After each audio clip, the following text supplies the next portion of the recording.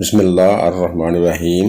عیسائی دنیا جسے رچرڈ شیر دل کہہ کر پکارتی اور فخر کرتی تھی، اور جسے یورپین ملکوں نے اپنی افواج کی سربراہی سونپ کر فلسطین کی جنگ میں صلاح الدین ایوبی کے مقابلے میں لا کھڑا کیا تھا، قاصد کے چہرے پر تذبذب تھا۔ وہ اپنے بادشاہ رچرڈ کی طرف سے ایک ایسا پیغام لے کر آیا تھا جس کے بارے میں اس کا دل کہہ رہا تھا کہ مسلمانوں کا بادشاہ اس کا مثبت جواب نہیں دے سکے گا۔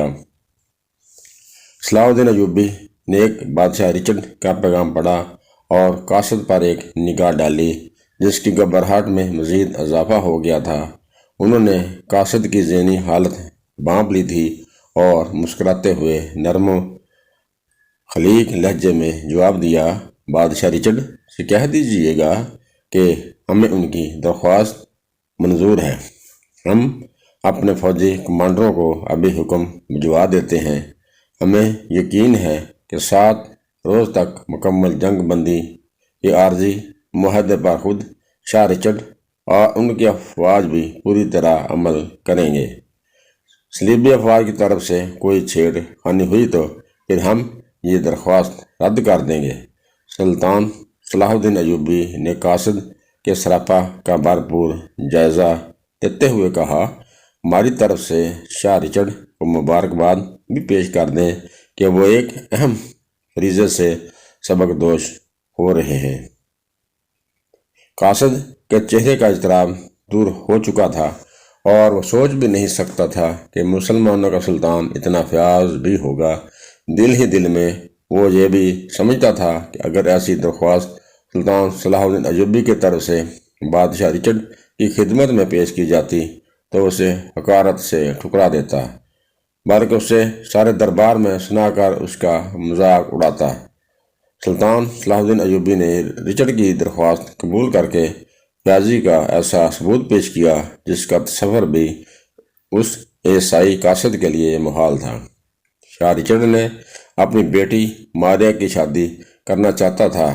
شادی کے جشن کے لیے اس نے عین اس زمانے میں 7 روز کے لیے جنگ بندی کی درخواست کی تھی جب صلیبی جنگ اپنے زوروں پر لڑی جا رہی تھی۔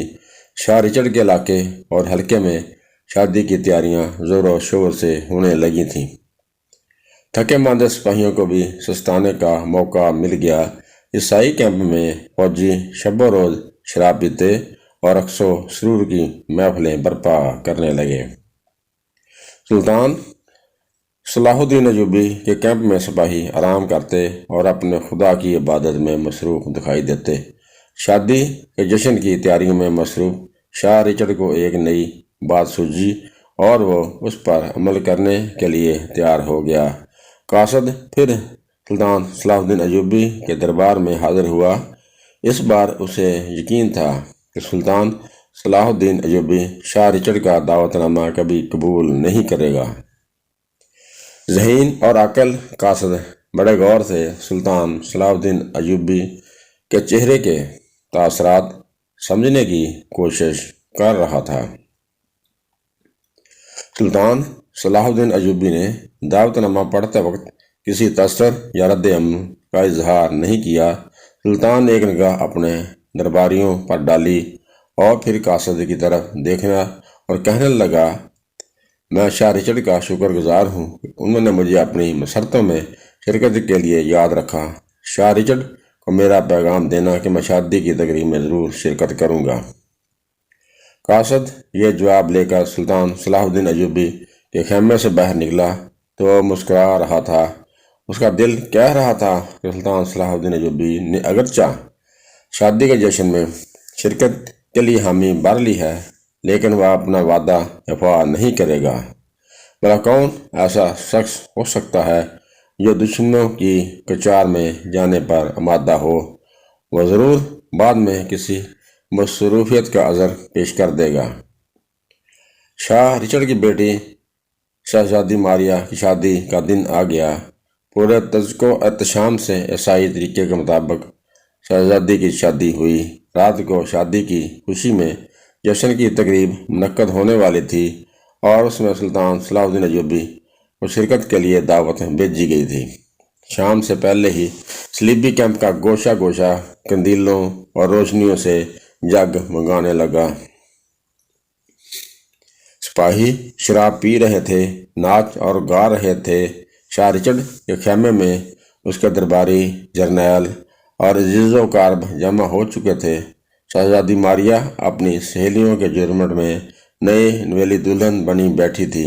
शाह रिचर्ड हाँकने लगा, अपने शुजात के कसीदे खुद ही पढ़ रहा था, बार बार अपने सामीन को कह रहा था, सुल्तान सलाहुद्दीन अयूबी नहीं आएगा, उसमें हमारे कैंप का रुख करने की जुर्रत कहाँ। सुल्तान सलाहुद्दीन अयूबी ने अपने कैंप में बड़े एतमानान और खुशू खुशू से इशा की नमाज अदा की। नमाज से फारग होकर वो खेमे से बाहर निकले, जहाँ एक खादम उनका ख़ास घोड़ा लिए मौजूद था। सुल्तान सलाहुद्दीन अयूबी घोड़े पर सवार हुए और घोड़ा चलने लगा।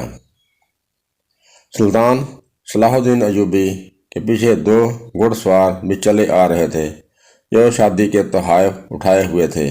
अब राहत बहुत हो गई। शाह मुअज़्ज़म एक दरबारी ने शाह रिचर्ड को मुखातब करके कहा, मुसलमानों का सुल्तान नहीं आएगा अब खाने। शाह रिचर्ड ने उसकी बात काटते हुए कहा, मुझे मालूम था वो नहीं आएगा। मैंने उसे मरूब करने के लिए जो इंतजाम किए थे वो बेकार गए। उसी लम्हे जब हाजम ने ऐलान किया, मुसलमानों के सुल्तान सलाहुद्दीन अयूबी तशरीफ़ ला रहे हैं, हैरत और इस्तजाब से शाह रिचर्ड और उसके दरबारियों के मुंह खुले के खुले रह गए। शाह रिचर्ड अपनी हैरत और बुखलाहट पर काबू पाने की कोशिश करते हुए बाहर की तरफ लपका। थोड़ी देर बाद सुल्तान सलाहुद्दीन अयूबी अपने 2 खिदमतगारों के साथ खेमे में दाखिल हुए। खादमों ने तोहफ़े उठा रखे थे। यह तोहफ़े सुल्तान सलाहुद्दीन अयूबी ने नई दुल्हन शहजादी मारिया के लिए पेश किए। उसके फौरन ही बाद दोनों खादम खेमे से बाहर चले गए।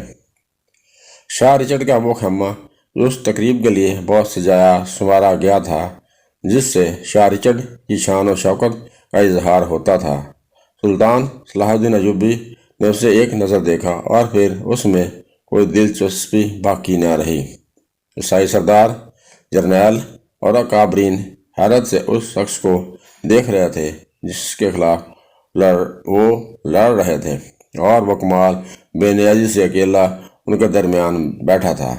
उसे किसी किस्म का खौफ और ख़तरे का एहसास तक न था। सुल्तान सलाहुद्दीन अयूबी की ये बेनियाजी मर्दाना वकार शाह रिचर्ड को खटकने लगा।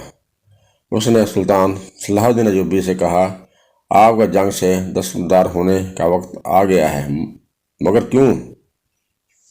सुल्तान सलाहुद्दीन अयूबी ने कमाल सादगी से पूछा, वो इसलिए कि यरूशलेम पारसियों का हक है, यह हमारा मुकद्दस मुकाम है। फिर सारी दुनिया के साए यरूशलेम के लिए सर दड़ की बाजी लगाए हुए हैं, और वो भी इससे दस्तबरदार नहीं होंगे, इसलिए आप जीत नहीं सकेंगे और बिला वजह मुसलमान सिपाहियों की मौत का बायस बनेंगे। सुल्तान सलाहुद्दीन अयूबी का चेहरा बेतासर था। वो किसी बात से कोई असर नहीं ले रहा था। उन्होंने बड़े वकार से जवाब दिया, शाह रिचर्ड, ये बहस बेवक्त और बेकार है। ये खुशी का मौका है। फ़लस्तीन का फैसला मैदान जंग में होगा। इसके सिवा इस मसले का कोई और हल नहीं। चंद रोज में फैसला हो जाएगा, कौन जीतता है और कौन हारता है। सुल्तान सलाहुद्दीन अयूबी के इस मस्कत जवाब ने शाह रिचर्ड को ये मौजू बदल देने पर मजबूर कर दिया। वो देख रहा था उसके दरबारी और उसके जर्नैल सुल्तान सलाहुद्दीन अयूबी की संजीदगी और बेखौफी से मुतासर होते चले जा रहे हैं।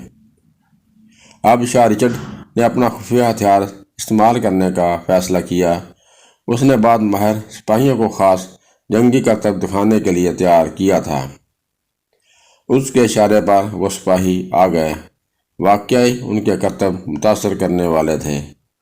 उन्होंने अपनी बहादुरी और शुजात के ऐसे नमूने पेश किए कि तमाम दरबारी अश कर उठे।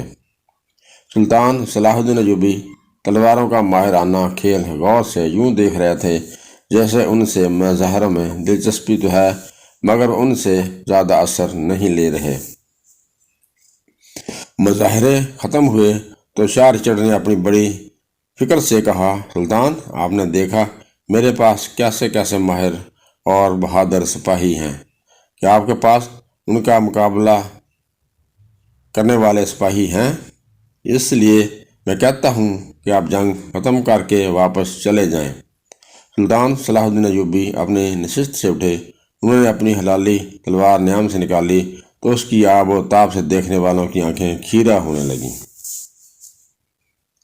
सुल्तान के चेहरे पर बला का वकार था। उन्होंने आस्था से कहा, मैं सिर्फ एक चीज़ दिखा सकता हूँ, फिर आप जवाब दीजिएगा।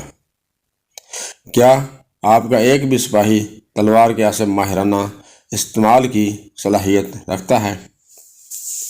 ये कहकर सुल्तान सलाहुद्दीन अयूबी बड़े वकार से चलते हुए दुल्हन शहजादी मारिया के पास पहुँचे और बड़े नरम लहजे में कहा, शहजादी, क्या मैं आपका ये इंतहाई रेशमी मोहीन दुपट्टा ले सकता हूँ? सबकी निगाहें सुल्तान सलाहुद्दीन अयूबी और उसकी तलवार पर जमी हुई थीं। शहजादी मारिया भी बुखला गई। हाँ सुल्तान मज़्ज़म, आप ले सकते हैं। उसने कांपते हाथों से अपना कीमती सफ़ेद रंग का बहुत मुलायम बहुत माहीन रेशमी दुपट्टा उतार कर सुल्तान के सामने पेश कर दिया। सुल्तान ने शुक्रिया अदा करते हुए वो दुपट्टा लिया, शाह रिचर्ड पर एक निगाह डाली और फिर वहाँ मौजूद तमाम जर्नैलों दरबारियों को वकार भरे अंदाज में देखा और नाजुक दुपट्टा हवा में उछाल दिया। इससे पहले कि वो दुपट्टा ज़मीन पर आता, सुल्तान ने लपक उस पर अपनी तलवार से वार किया और वह दो टुकड़े हो गया। सुल्तान सलाहुद्दीन अयूबी ने अपनी तलवार न्याम में डालते हुए कहा, शाह रिचर्ड, आप खुद या आपकी फ़ौज में कोई माहिर तेगजन है जिसकी तलवार ऐसे नरम और महीन दुपट्टे को काट सके? कोई है तो उसे कहिए कि आए और इसका सबूत पेश करे। पूरे दरबार पर सन्नाटा छा गया। कोई ऐसा न था जिसकी तलवार की धार इतनी तेज़ हो और कोई ऐसा न था जो सुल्तान सलाहुद्दीन अयूबी जैसी महारत रखता हो। सुल्तान सलाहुद्दीन अयूबी मतानत वकार से खड़े रहे। फिर जब कोई न आया तो उन्होंने जाने की इजाज़त चाही और एतमाद के साथ कदम उठाते हुए केले ही खेमे से बाहर निकल गए।